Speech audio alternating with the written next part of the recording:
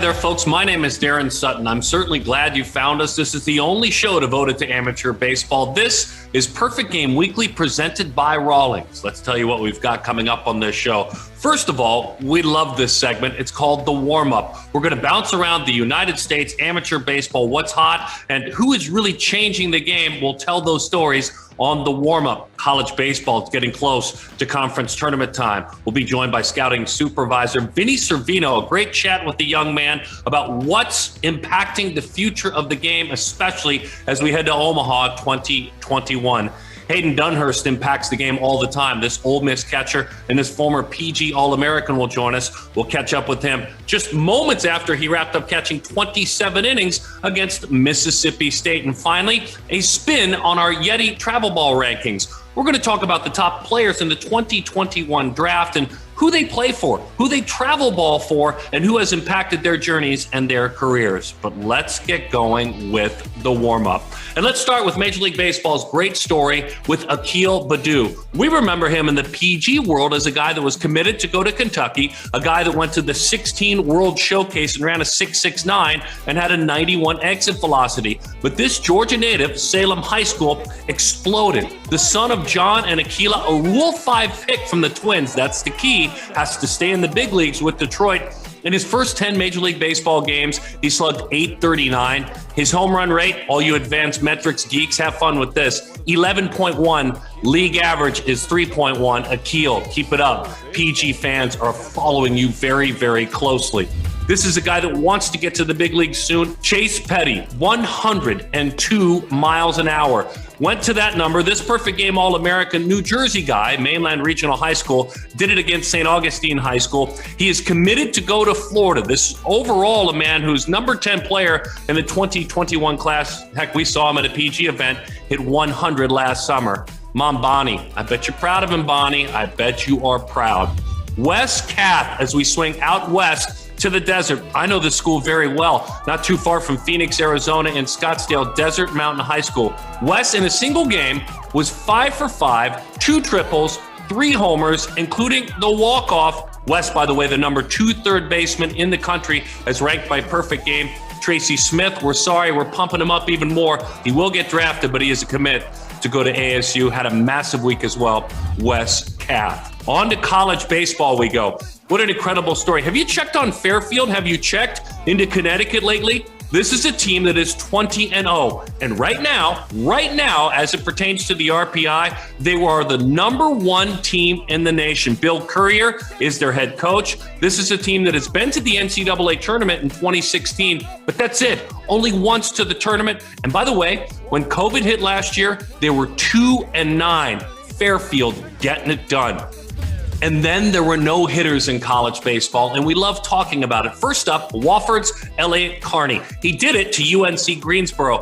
Want to use 115 pitches effectively? That's how you do it. Congrats to the Wofford program. Congrats to Carney, whose dad, by the way, played college baseball, Dad Robert, as well. Then to Spokane, Washington. Gonzaga's Alek Jacob also tossed a no-hitter. He did so shoving it right at Pepperdine. This was a player that was not drafted out of high school, local product from Spokane. We were excited to find him right after that no-hitter. He actually hopped onto our world, PG content. The thoughts of Alek Jacob. I don't know. It just kind of happened, you know? Like, it's just one of those things where, like, everything's going your way and you just keep rolling every pitcher. I mean, every hitter, every out. Like, you know, I didn't want to think about it too much because then, you know, you don't want to get like nervous and stuff. So it was just like going out there, taking deep breaths, one pitch at a time, one hitter at a time, and just enjoying it. Really, it's trying to have as much fun as possible. I think the cool part about Alek and his delivery, let's talk about that, is this is a near side armor, and yet he threw a no-hitter. Congratulations to the Zags and Alek for what he pulled off. Let's bring in our national scouting coordinator and college supervisor, Vinny Servino. Vinny, just a moment ago, first of all, thanks for hanging with us. Just a moment ago, we talked about Fairfield being 20-0. I'm going to go bigger picture. Isn't it fun when mid-majors do things that, you know, none of us expect them to do? Look, the SEC deserves all of our attention. They have a ton of players and a ton of great stories, but it's fun. It's fun when a school like Fairfield and Coach Bill Courier pulls off that perfect start and number 1 in the RPI. It's been just incredible watching what Fairfield's done so far this year. Obviously, kind of firing on all cylinders. They've got guys in the rotation like Bryson Cafaro and John Signor, who are really doing well. And then the offense, you got a couple guys hitting close to 400. So it's been a fun Cinderella story. And like you said, it makes the game a lot more enjoyable when you get stories like this, or even guys like Alek Jacob or Elliott Carney throwing no-hitters. It was a crazy weekend. Tennessee grabbed the game from Vanderbilt, and a fun series. Look, when Tony Vitello took over that program, the goal was to hang with Vandy, and they did that this weekend. It was a fun weekend. This is the kind of in-state rivalry you want. Yeah, it's so good to see Tennessee back on that national stage.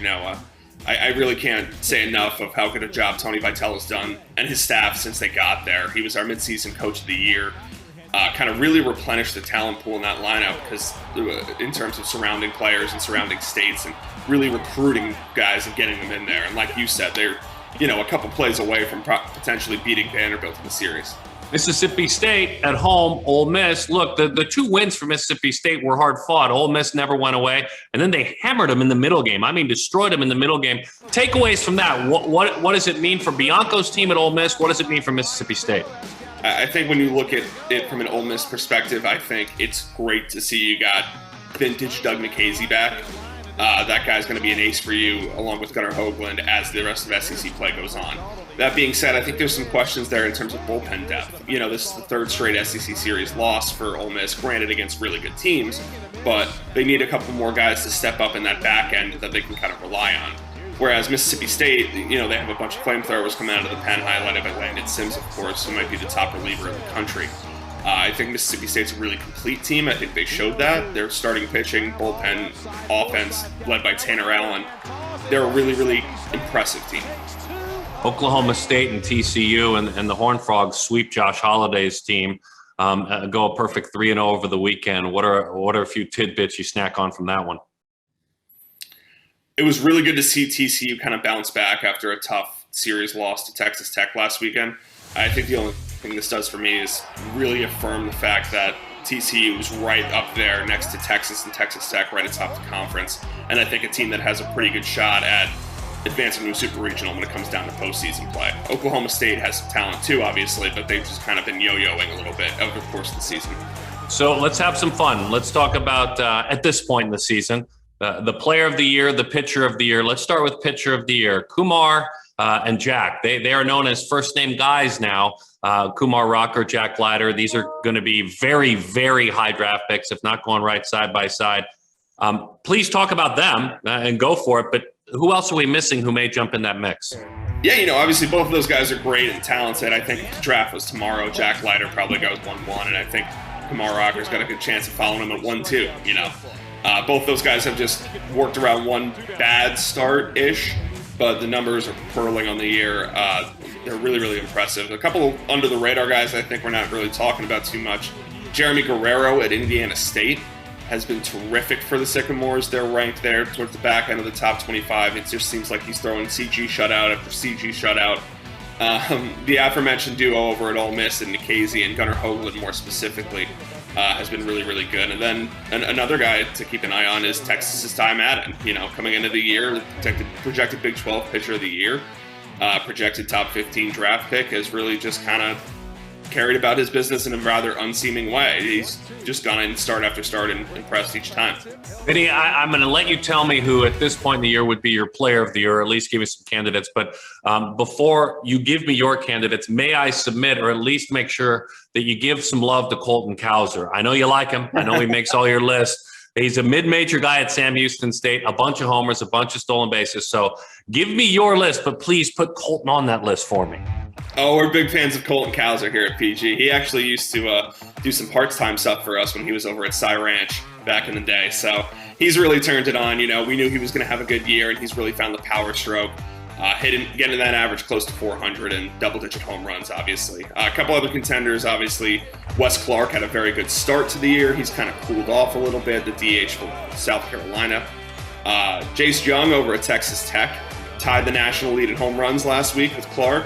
He was hitting over 400 coming into the weekend for the Red Raiders. Henry Davis of Louisville has been very, very, very good. He seemed to cement himself right there near the top 5 draft list. And then the same can go for Boston College's Sal Frelick.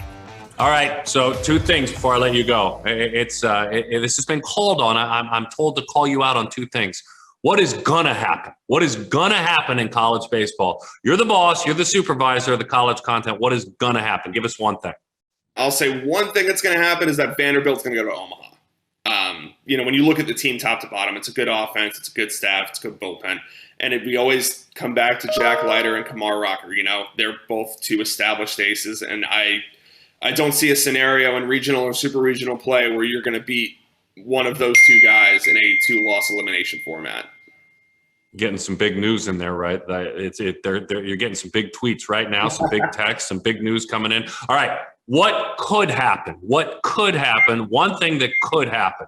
I'll say what could happen is that a Big Ten team goes to Omaha.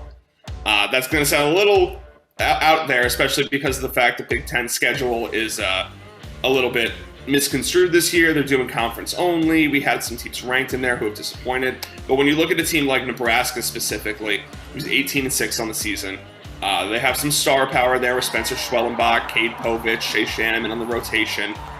They're a really deep team and a really talented team too. They're off to a terrific start in the Big Ten. They'll get tested as they battle some of the Indianas and Michigans of the world, but I think they're possibly the best team in the conference and one that gives them the best shot to get to Omaha.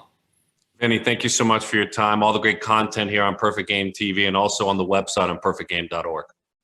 Thanks so much for having me, Daron. Love to be here. Scouting supervisor Vinny Servino. We're going to keep that theme going when we continue on Perfect Game Weekly, a conversation. We're going to go to Oxford, Mississippi, and chat with former PG All-American Hayden Dunhurst. He just wrapped up catching 27 innings this weekend against Mississippi State. How does he bounce back to live life, to play again throughout this week? That's where we'll start. This is Perfect Game Weekly, presented by Rawlings.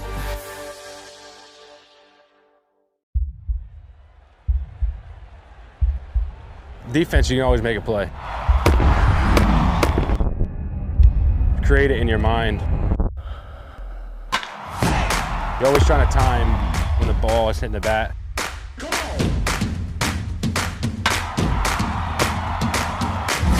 Wherever I am, I know where it is.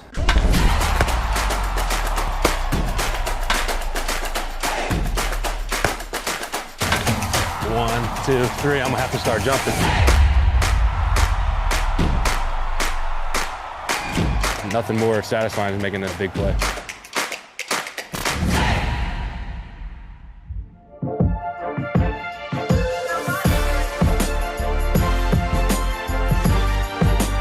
Perfect Game Weekly continues with our Yeti Built for the Wild travel ball rankings. And let's go this way.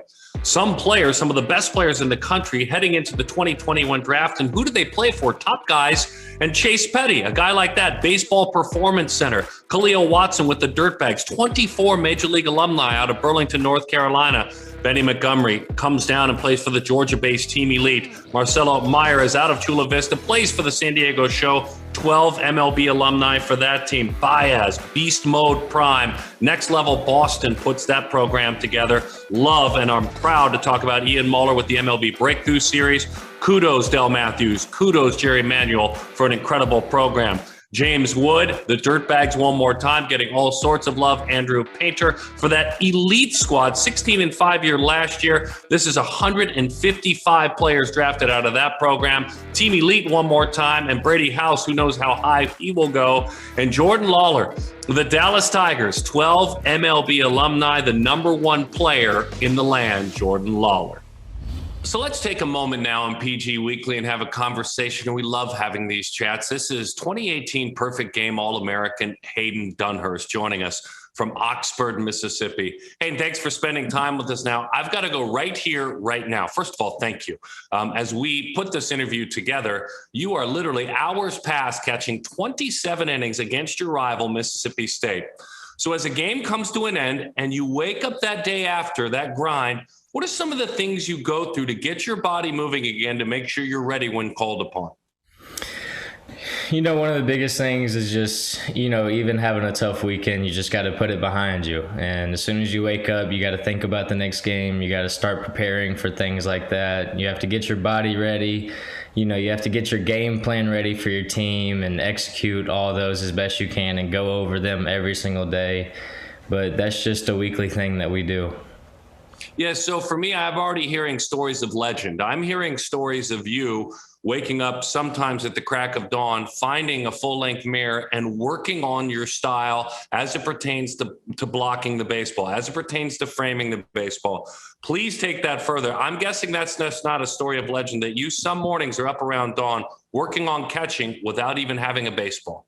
Yeah, most certainly. The thing is, you always want to get better. And, the coaches have been working on my stance a little bit, just for present better and to be able to move better. And so, I always want to be coached. That's one of the reasons I came here. I want to get better.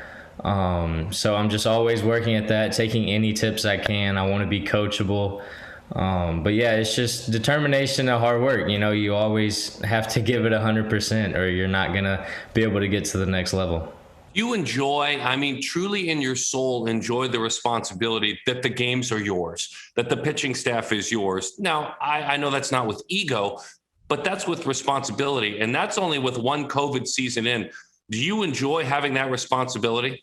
Yes, 100%. I love it. I wouldn't, not trying to sound selfishly, but I would not want anybody, the game to be in anybody else's hands. I feel like if the game's going to go a certain way, I want it to be on me. Win or lose, I want to be able to take that for the team, and that's how I look at it. Describe Southeastern Conference baseball, and we can all look at the RPI, which is top to bottom loaded with your teams. But describe the energy, even as we come through COVID and more fans can come. I guess best said this past weekend in Stark Vegas against Mississippi State, in which they won 2 of 3, but you guys were in every game. What is that weekly atmosphere like? It's got to be and pros, a lot of them in going through your journey. It's got to be pretty close, if not sometimes right there with the high level of like A-ball and pro baseball. Yeah, especially this weekend and last weekend whenever we played Arkansas and we had, 13 to 14,000 people in the stands. It was just everything you dreamed of as a kid. And it was just mind-blowing that, that many people would be there to support you and how loud it was. It was just really a blessing from God to let me be able to do things like this, So looking at that with all those people, man, it's just, you can either take it and look at it as pressure or, you can be confident with it and take it that way. And I look at it as the confident way, but just being able to play in front of that many people, whether they hate you or love you, it's a real blessing just to be able to do things like that. And we know they love you at Swayze Field. I've got to know what that's like. Just put me crouched right beside you, right there at home plate, and you're looking out and you hear and you see the buzz, and then just close your eyes for a second for me, in that moment as you describe it. And what's that buzz like? I know you're working, dude. I get it. I would have cherished having a catcher like you when I played. But it's got to give you a little bit of gas in your tank to feel that buzz at home in Oxford at Swayze Field. Yeah, 100%. Sometimes after Coach B gives me the sign or the call, whatever, to give to the pitcher, sometimes I just sit there for a second, close my eyes, and you can almost just feel the ground just shake. It'll be so loud sometimes, but it's such a confidence booster, such an amazing thing that we have fan support like that. But yeah, being able to just close your eyes and just, you can picture everything without even looking, man, it just gives you a speechless feeling. I love the start to your college career. Look, you were a perfect game All-American. You were drafted out of high school. You did and played with a lot of great players. But then you start your college career donut hole for 12, right? So you get out of the gates and you don't get a hit for a little while. What does that first hit feel like against Xavier at Swayze Field? What was it, February 21st, as I look at my notes? What did that first college hit feel like when you kind of exhaled when you got that hit? Oh, man. Since you brought it up, it felt a lot longer than 0 for 12. It felt like 0 for 30. But, yeah, getting that first hit and then hearing the crowd get behind you and just start screaming and hollering, man, it just, once you got that first hit, it was like, all right, let's go. Like, I'm here, let's play, it's ready, but just speechless. Yeah, so it was about a 40-degree day. I remember checking some of the highlights of that game because I was watching you get started in your college journey, knew it would blow up. Please tell me what happened in the next at bat. Oh, that was the at-bat where I hit a home run. And whenever I first hit the ball, man, it felt so good. And I just saw the ball go out. And as soon as I hit first base, I looked at right field and saw the showers go up. And, man, that was an unbelievable feeling for me. Just growing up, always dreaming of things like that. To have them supporting me was just, man, it was speechless for me to do something like that. Hayden, your 19 class out of high school is a very special class. I mean, I can even just throw some PG All-Americans at you. C.J. Abrams is rocketing up to the big leagues. Jerry on, because he may win a Heisman this year, but also helps you on the baseball field. Jerry on Ely. You probably can't stand Hunter Barco when you have to face him in Florida, but he was with you in that group. I've seen Nunez with the Marlins. As you look back on your PG All-American experience and the level of play, what do you remember? Man, just how talented and hardworking those guys are. We faced Hunter Barco a couple weekends ago at Florida, and we faced, Landon Sims and Logan Tanner this weekend. So, just being able to be around people you've played with before and how talented they are, just showing that no matter who you are, you can do it, as long as you have the ability, the determination.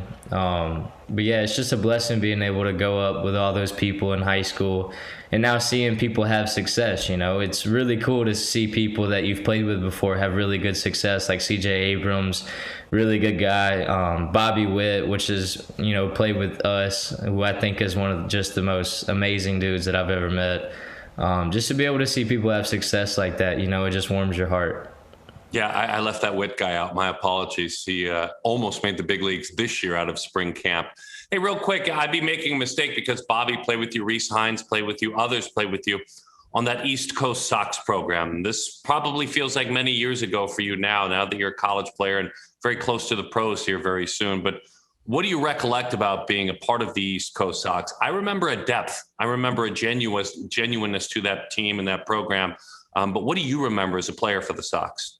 Man, it was just more than baseball. We lived through Christ and prayed all the time. It was just more than baseball to us. And I think that was one of the things that made us so good.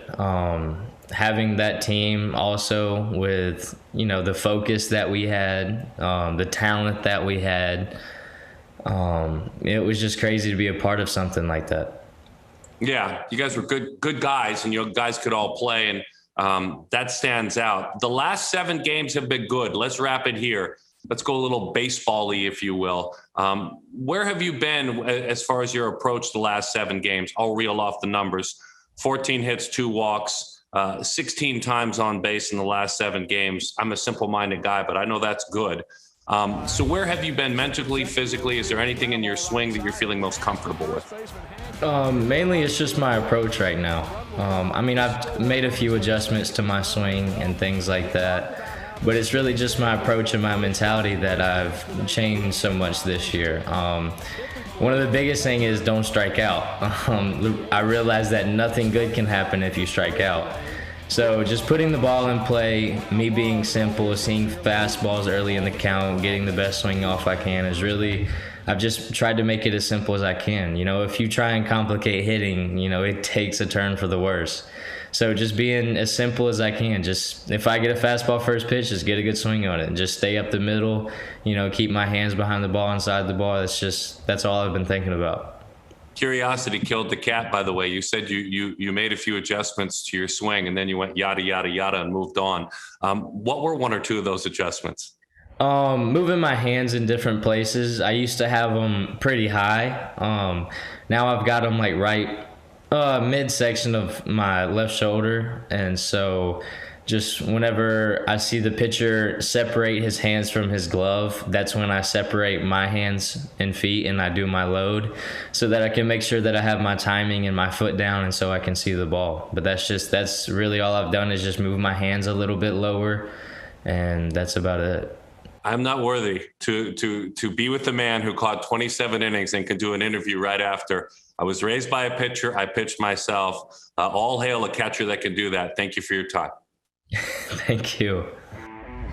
I think the most exciting thing about getting to know and re-inviting ourselves into the career of Hayden Dunhurst is He always took a back seat early on in those travel ball days to the likes of Bobby Witt and Reese Hines, but never ever acted like it. As a matter of fact, the scouts were coming to see them play and learning more about Hayden Dunhurst, and he always was the leader and the starting catcher for those East Coast Sox.